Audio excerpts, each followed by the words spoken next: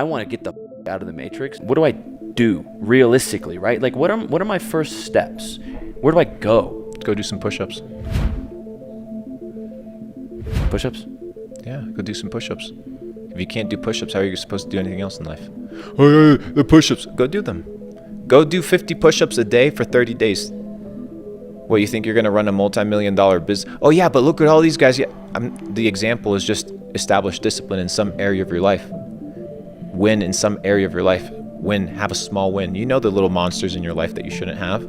Those are the ones that you need to attack, and they're individual for each person. I said push-ups because for the longest time, I never wanted to do push-ups. Now every single day I do 100 push-ups. Just normal. Just boom, boom, boom, boom, boom. 50. Wait, hold up. 50. When do I do them? Before my meal. Crank out 50 push-ups. All right, perfect. I earned my meal. Now I'm going to go for a 10-minute walk after I eat. And either these are the small habits that instill discipline and that allow you to become confident. So figure out what those things are. If you say you're going to read a book, read it. If you buy the book, read it. Don't read it all the way through. Read it to explore, to understand. You buy the book, you don't even open it. You read the first 3 pages as if it was some sort of college book. It's your self-education and the preservation of your mind. Treat it as such. Treat it with that importance.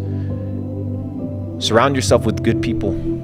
People that'll guard your energy. People that will guard your soul. People that will nurture you into becoming the greatest version of yourself. There's a lot of vultures, value vultures out there, vampires of energy that will suck you dry if you allow them, succubus. And it's important to identify these people and get rid of them if they don't want to change. Because in this journey of self-development, in this journey of becoming the best version of yourself, you're going to have to leave a lot of people on the way. And that's the price that you got to pay to become the best version of yourself. So those are, I think, some things that people got to be doing to level up. You said earlier, right? It's simple. And it's actually easy in a lot of ways, but no one does it. And I've watched you over the last, how long, 6 months, 12 months, speak things into reality. And we had a conversation last night or the night before last about designing your future. You said you don't like the word manifest anymore, but you described to me in quite great detail the process of envisioning one's future outside of the constraints of time, right? And setting goals outside of the constraints of time. So you now, at the point of life that you're in, how are you thinking about setting goals? I no longer set goals. What do you do? I do. So I focus on the input, and I allow, by universal law, for output to be emitted. So Newton's third law explains that for every action, there's an equal and opposite reaction. So whether it's at a planetary level or at a cellular level, or at an energetic level, for every action, there's an equal and opposite reaction. So what do I understand by that? In my life is that if I do something, there will be a retribution or a echoing effect in equal proportion to that, right? The energy is transferred and it's returned in the same proportion. So if I understand that I emit X amount of energy by exercising, I will have a guaranteed body and a guaranteed result. Just because I understand that by universal law, that will happen. And I have plenty of examples in the real world to prove it. That if I eat healthy, I'll extend my life. That if I exercise, I'll extend my life. That if I do breath work, I'm going to release tension and cortisol and stress, right? These are all things that we've been understanding and proving and developing into that we need to be intuitive about. And I think that it's extremely important that people begin to be intuitive of who they are and having these self-talks. It's interesting. I don't think everybody speaks to themselves. 6% of the population, I said, doesn't have an internal dialogue, actually. And I would probably think it's more, because a lot of these internal dialogues are controlled by emotions and systems and preconditioned environments that they've been set in, which is what the Matrix is. The Matrix isn't pointing fingers at a person. You're the Matrix. Like, you are part of the problem. Because we've been programmed? Because you haven't developed your own identity. Your identity's the adoption of what other people have told you things are. And I think people need to, yeah, sure, you can embody beliefs of other people and you can take these things, but make them your own. Embody them. Nurture yourself into them.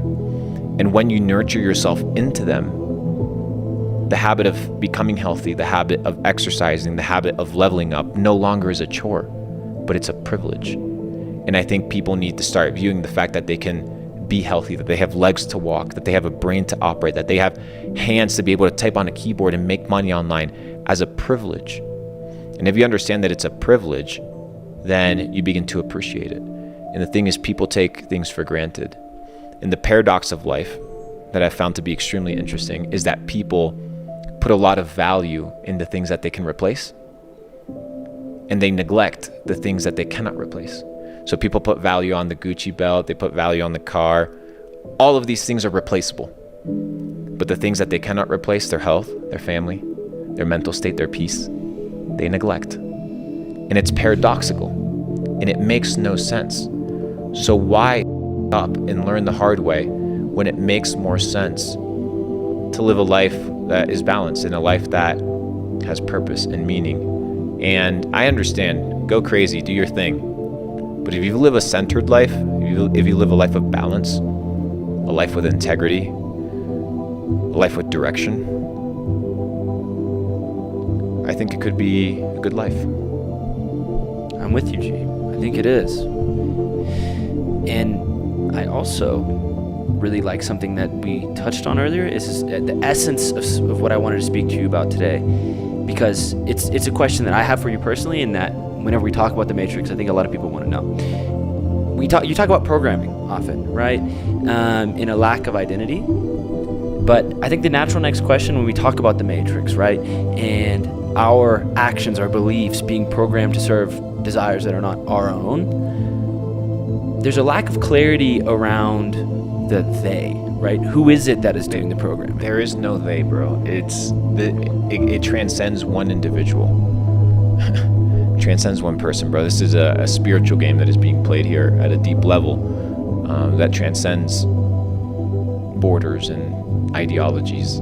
It's good versus evil, and it's that process of, well, what is good and what is evil, because there's a wide spectrum of that in and of itself. But what I will say is, going back to this idea of identity, is that think about how much of your identity isn't actually you. When you were born, you were given a nationality, you were given a name, you're given a religion, you were given a color, you're given a social security number, a passport number, your stock number, right? You're given your numerical human resource. This is your expendable character. And you were thrown off to the first programming camp, kindergarten, right? Where you were told to stand in line under the fluorescent lights. You couldn't raise your hands. You were told when you had to pee. You weren't allowed to be a child and play. And therefore, you were a failure. And you were left behind if you didn't adapt into the system really quickly. You weren't able to graduate into the next degree, which is very interesting. And then you go into elementary school, after your brain leaves that theta state of programming. And you start to realize that all these kids are being programmed by other people that have selfish intentions, and that you have to deal with that programming that you've gone through yourself, and understand that the origin of the content that you consume may have ulterior motives, and you have to be able to explore them and be okay with changing your philosophy and your worldview and your lane if you perceive that you have been fooled. Do you think homeschooling is the only practice, the best practice? 100%. I think parents release the responsibility of parenthood to be in the rat race and I understand, right? People have to work, but you're leaving your children to be taught by the system. You know what the system breeds. You have a daughter. You know what type of women are coming out of the school system, of the universities. You want your daughter to be that type of woman? Yes or no? Okay, perfect. Where is she being programmed? What is she listening to? What's on her phone? All these things are developing this child. And as a parent, if you aren't teaching your children how to become better versions of themselves, better versions than you, then the system will teach them instead. And the system isn't just the school system, it can be any system out there, but somebody's going to program them. Okay, but like, what if I'm, you know, struggling to make ends meet, right? I have to go to work, and I can't homeschool my kids. Like, what do I do? Great question, bro. And I asked this because I know you'd say I don't know, because this system is designed to make people fail. Exactly. So there's a lot of existential problems that stem even from the beginning, right? Yeah, there's a reason I don't have children, right? The reason I don't have children is because I'm not in the area or the time of my life where I need them or I want them. So I've instilled a certain level of discipline in my life whereby I'm not going to have kids. And a lot of people make decisions in their life whereby they end up having children, and that's a big responsibility that they can't assume. So they end up neglecting the children in order to make ends meet, and that's just the nature of life. And I don't have the ultimate answer, but I will say that if you are in that situation, that you can still level up and you can still become a good parent with that interaction and still give your child the necessary support to become incredibly intelligent, and especially if you can teach them how to think. Because if you can teach them how to think, then they can question the system, and they can be inside of it but realize how much of a nonsensical thing it is. I have kids in high school that message me, and they tell me all the time how they realize their professor said this or that, and that it was stupid and it was bullshit, and the reasoning for it. And of course, it's very just funny to read that these kids are, you know, questioning things, and they're using their heads, and they're looking at things, and they're like, that doesn't add up, that doesn't make sense. And that, I think, is a healthy thing to do.